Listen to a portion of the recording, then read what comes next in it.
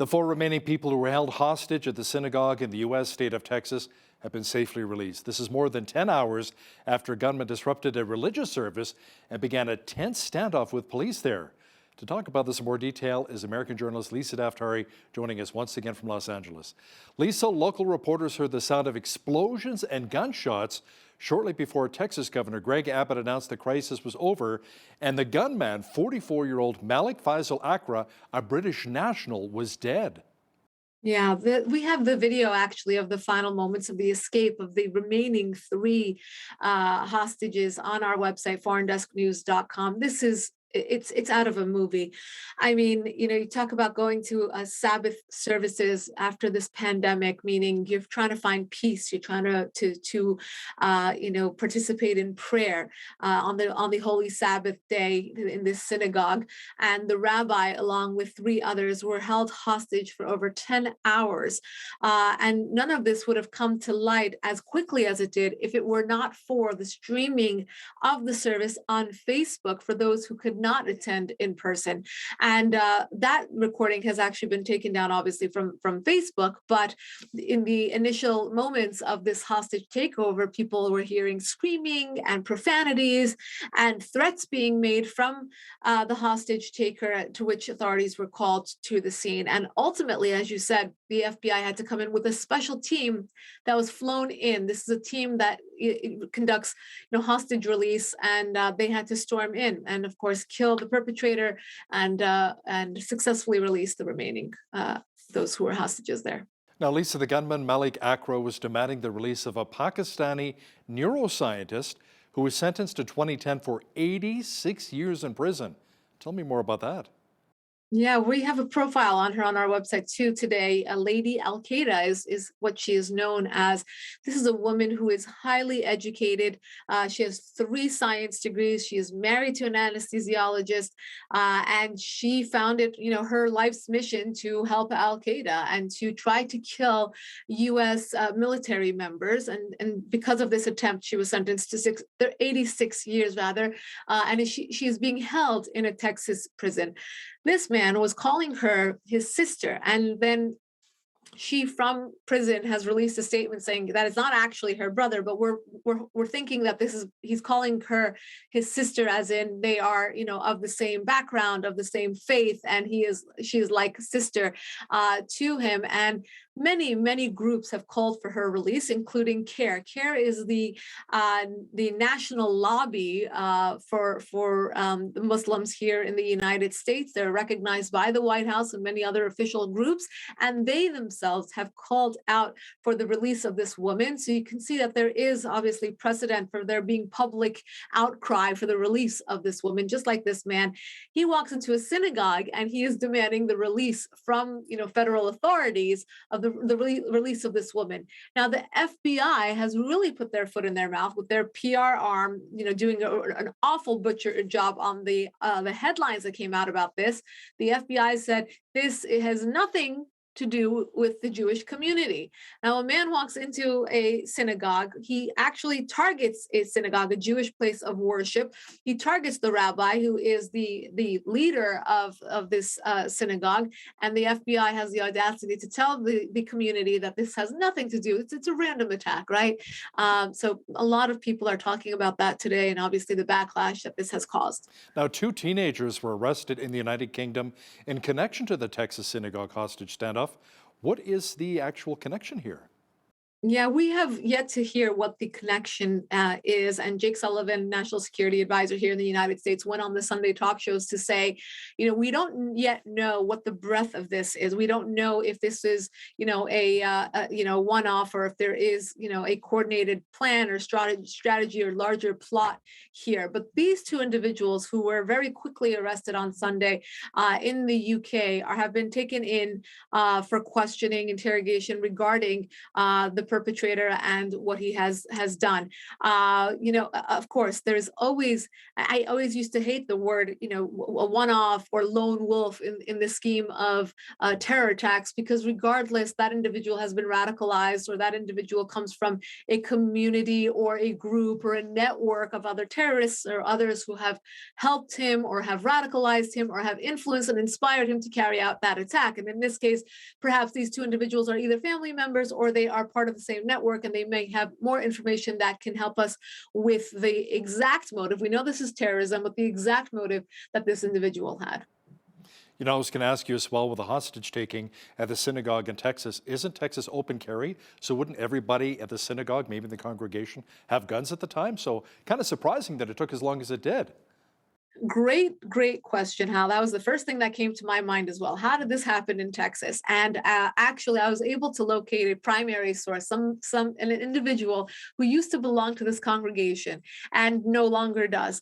And according to this source, who I was able to speak to firsthand, he said that he left this congregation because the environment became too progressive, the mindset became too progressive. The rabbi was too woke, for lack of a better word, and he did not allow them to carry guns into the services anymore. This is, again, according to one source that I spoke to. I have not been able to verify this with the synagogue, but this is what this one source told me, that they are not allowed to carry. And it seems that would be the case, because this is Texas. You would have found one individual who, is carrying.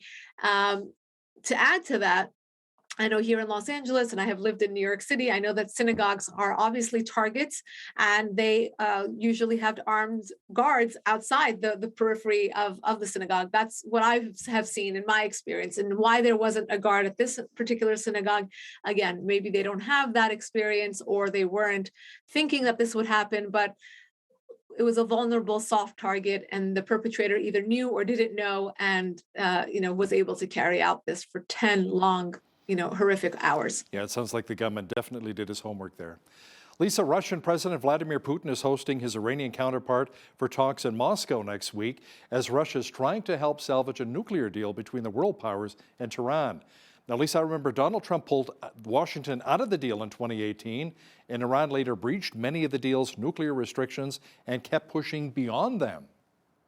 Oh, yes. So Iran has not been on its best behavior, and the regime continues to push the limits, even when we are currently at the negotiating table in Vienna with the Iranian regime. And when I say we, I mean the P5+1, the world powers. And while we don't have direct communication with the Iranian regime at the table, we know others who do, including Russia and China. And now Russia call in the peacekeepers. They have always been able to insert themselves into these foreign affairs.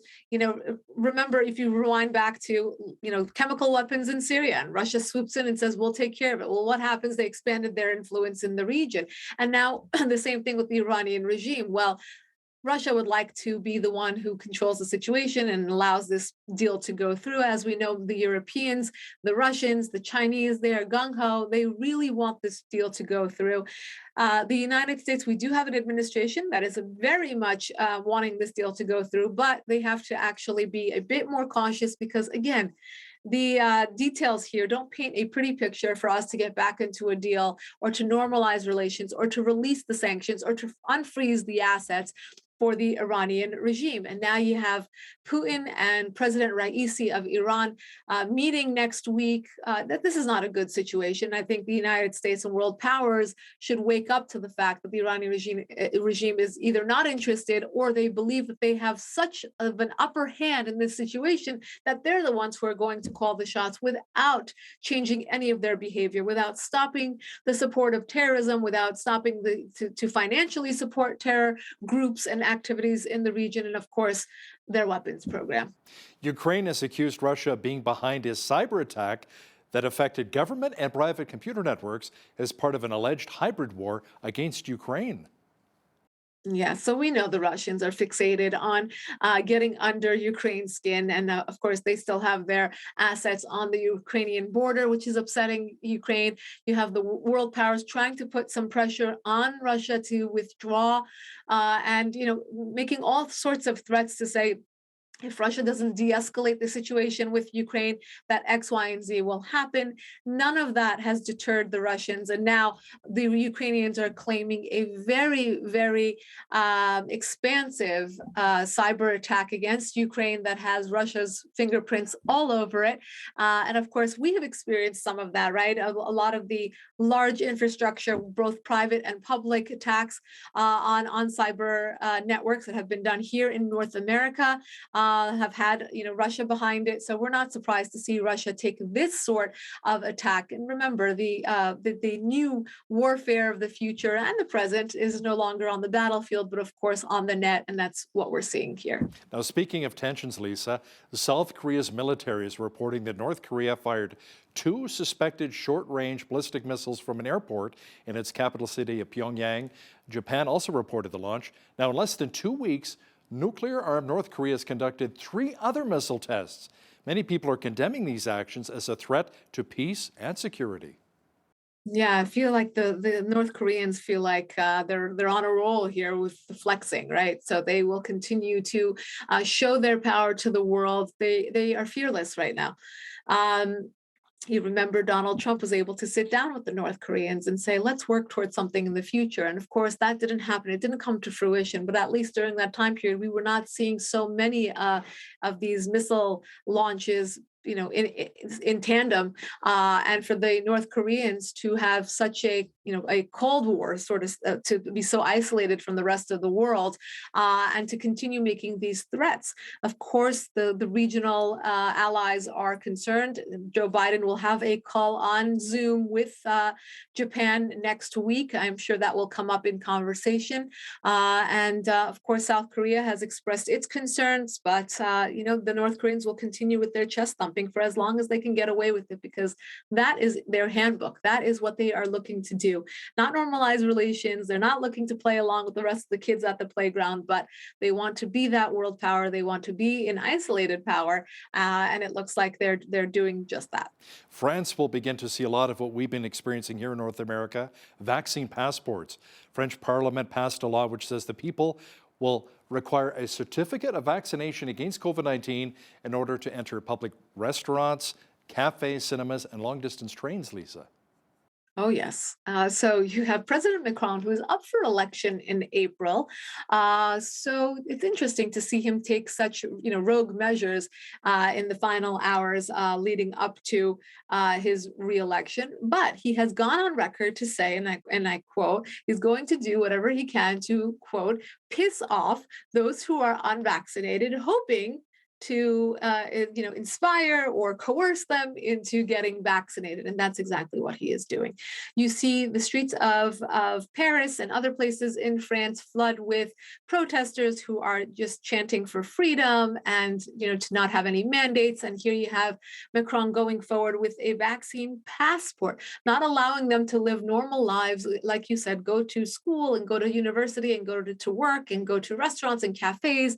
They can't even get a croissant if they do not have a vaccine passport. And we're facing that here in many states in the United States as well.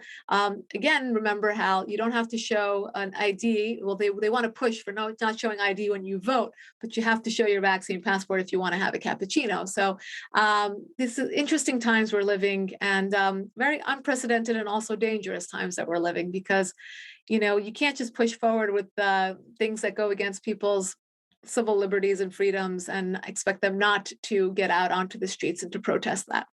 The Algerian government is feeling quite anxious these days and paranoid at the same time over the growing military cooperation between Israel and the Moroccan military. Lisa, could we see a war between Algeria and Morocco? Potentially, and Algeria has said we are ready to go to war if that is what will ultimately happen. But look, neither one of them want to get into a war, and they're not in a position to get into a war. But as you said, Algeria is watching this proximity between Israel and the Arab states, particularly with Morocco, and is not liking it. Look, if Donald Trump was in office, what he would probably try to do is broker a deal between Israel and Algeria. As much as they have not had a history of wanting to cooperate or work together, it's an opportunity, an economic opportunity, an opportunity for prosperity, and that's exactly how Morocco and Israel came together, and many of the other Arab states that did not have the best best of relations with Israel, but they actually saw incentive in working together with their quote unquote enemy. So, we have a Middle East right now that has been abandoned by the Biden administration and other world powers because, the Abraham Accords for everything that we have seen throughout the Middle East has been probably the best effort to bring these nations together, to bring Israel into the fold, and to allow these Arab nations to prosper with Israel's technology and other advancements, and as well as tourism and other economic opportunities. So that's something that we hope will come about, even if the White House is not involved in the brokerage of those deals, that the Arab states see these incentives themselves. They see the actual proof of the Arab nations that have involved themselves in deals with Israel, and to see how lucrative it has been for them and to want to sign up as well. Rumor has it that Libya, for example, may be next to sign the Abraham Accords. That would be tremendous. Israel could help them so much with regards to just getting back onto their feet and growing economically and growing, in the sense of giving people opportunity on the ground over there. So this is what we look at in terms of the future of the Middle East. It's no longer about having these old, this enemy and the rhetoric that revolves around whether it's biblical times or old wars, but we're looking towards the future and we're looking towards prosperity. She is our foreign affairs expert. She's joining us from Los Angeles, and today she is pretty in pink. Lisa, thanks so much for your time today. My pleasure.